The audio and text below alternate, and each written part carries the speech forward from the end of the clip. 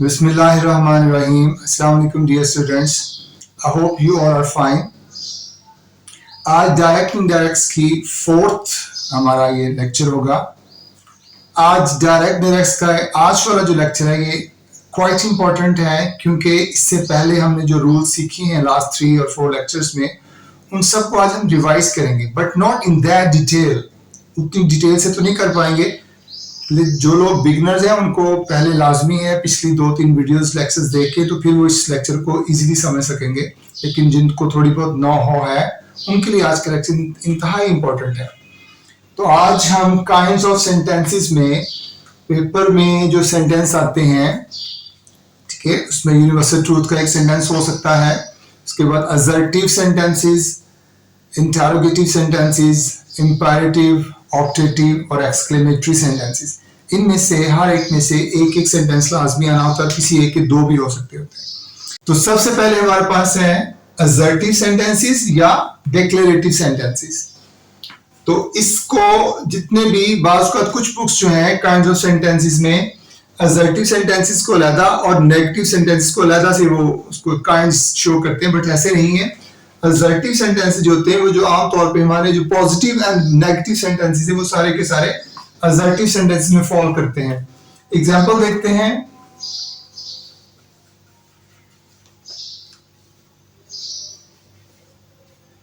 She said to me,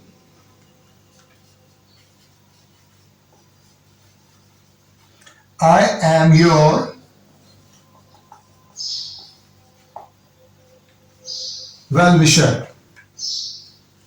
तो यहां पे सेड टू को हम चेंज करते हैं. शी टोल्ड मी, कॉमास को खत्म किया दैट में. अब हमने आई फर्स्ट पर्सन है, फर्स्ट पर्सन की जगह पे सब्जेक्ट लिखा जाता है. तो आई फर्स्ट पर्सन की पहली हालत है यानी उसकी सब्जेक्टिव केस है. तो शी का सब्जेक्टिव केस या उसकी पहली हालत शी यहां पे आ गया. इज़ चेंज होता है वॉज वर्ड में. हमारे रूल हम पहले जो टेबल सीख चुके हैं उसके मुताबिक she was your second person की दूसरी हालत है. तो मी की दूसरी हालत माय वेल विशर. वैसे का वैसे I am your well wisher. Suppose हम यहाँ पे नौ लिख लेते हैं. I am your well wisher now. तो नौ किसमें चेंज होता है? देन में. उसने she said to me, उसने मुझसे कहा अब मैं तुम्हारी वेल विशर हूं. तो हम इसको चेंज किया. उसने मुझे बताया या उसने मुझे कहा कि वो तब मेरी वेल विशर थी. तो हमने जब डायरेक्ट से इनडायरेक्ट में जाना तो उसको हमने एक जमाना पीछे शो करना होता है. तो इसलिए एक और ये पॉजिटिव सेंटेंस की एक जो है वो एग्जांपल थी. I said to him,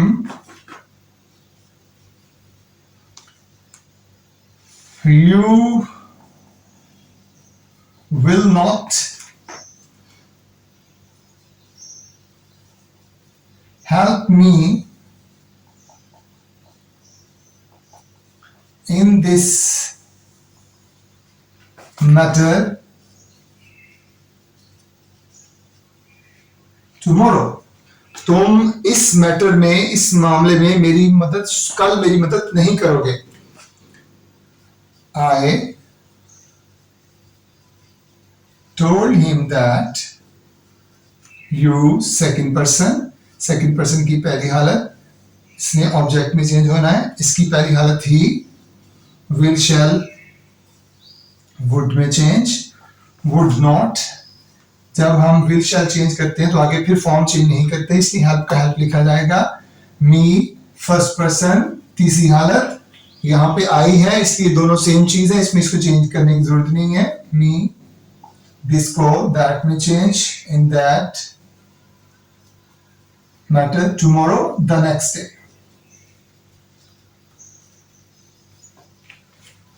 ठीक जी.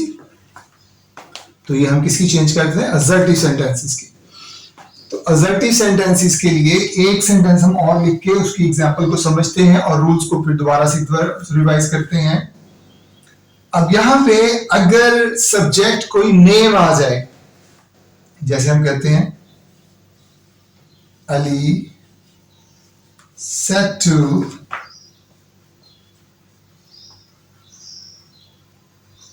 Fatima, I shall stand by you in every case. हर मामले में मैं तुम्हारे साथ हूंगा, तुम्हारा साथ दूंगा, तुम्हारे साथ खड़ा हूंगा. तो यहाँ पे अली said चेंज हुआ told में. अली told फातिमा, कॉमर्स को खत्म करने के लिए that. अब हमने आई फर्स्ट पर्सन को बाहर वाले सब्जेक्ट अली में चेंज करना है.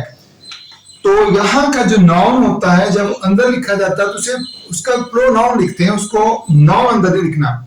अली सिंगुलर है और ही इसका प्रोनाउन होगा. ही, विल, शैल, वुड में change, stand by. You second person है, सेकंड पर्सन की थर्ड हालत है, तीसरी हालत है. तो फातिमा इसका ये एक नाउन है, इसका प्रोनाउन क्या है? शी. तो शी की तीसरी हालत यहां पे. He would stand by her in every case.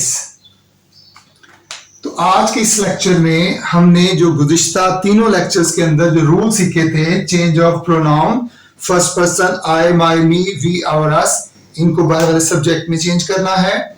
You, your, you, इनको बाहर वाले ऑब्जेक्ट में चेंज करना है. और third person they, there, them, she, her, her, he, his, him, it, its, it, ये चेंज नहीं होते. हमने फॉर्मूला जो था इसका सन फॉर्मूला था. Son subject, O object and no change. यानी फर्स्ट पर्सन को सब्जेक्ट में, सेकंड पर्सन को ऑब्जेक्ट में, थर्ड पर्सन नो चेंज. तो उसको देखा. फिर उसके बाद था कि अगर रिपोर्टिंग साइड पे आ जाए, पास्ट टेंस आ जाए, तो फिर आपने प्रोनाउंस के अलावा टेंस भी चेंज करना है. तो टेंस के लिए आपको एक टेबल बना के दिया था. Is, am, are, was, were में was, were, had been, has, have, had, will, shall, would, can, could, may, might. First form अकेली जब होगी, सेकंड फॉर्म में अगर साथ हेल्पिंग हो तो फिर नहीं चेंज होती. Second form had third form में, और do not, does not, did not में, और did not, had not third form में. एक टेबल आपको ये सिखाया गया. और उसके बाद लास्ट टेबल था change of some certain words. तो उसमें था this, that, these, those, here, there, now, then, ago, before, today, that day, yesterday, the previous day, tomorrow, the next day, tonight, that night. तो उन तीनों tables को जब आपने याद कर लिया तो फिर आपने वो सारे रूल्स इस पे अप्लाई किया. तो ये है जी असर्टिव सेंटेंसेस या डिक्लेरेटिव सेंटेंसेस. डायरेक्ट इनडायरेक्ट के साथ एक कमिटमेंट करनी पड़ती है. इसकी आप प्रैक्टिस करेंगे तो ये आपको आएंगे. आपको लगे कि मुझे रूल समझ आ गए हैं, बस ठीक है, अब मैं महीने बाद दोबारा बैठ के करूंगा, नो, ये आपको भूल जाएंगे फिर. तो इसलिए जब आप सीख चुके हो तो उसके बाद आप डेली बैठेंगे, हर काइंड ऑफ सेंटेंस का एक सेंटेंस आपने उसको सॉल्व करना है और बस रखते हैं. लेकिन अगर आपको लगे कि मैं आज कर लूंगा, उसके बाद 15 दिन के बाद, महीने के बाद दोबारा करने बैठ जाऊंगा, फिर आपको कंफ्यूजन होगी. उम्मीद करता हूं कि यहाँ तक जो कुछ हमने पढ़ा आपको समझ आ गया होगा. तो आगे हमारे सिर्फ 1 और 2 लेक्चर्स हैं जिसमें हम बाकी तमाम रूल्स जो हैं उनको कवर करेंगे. Thank you very much. अल्लाह हाफिज. Till then.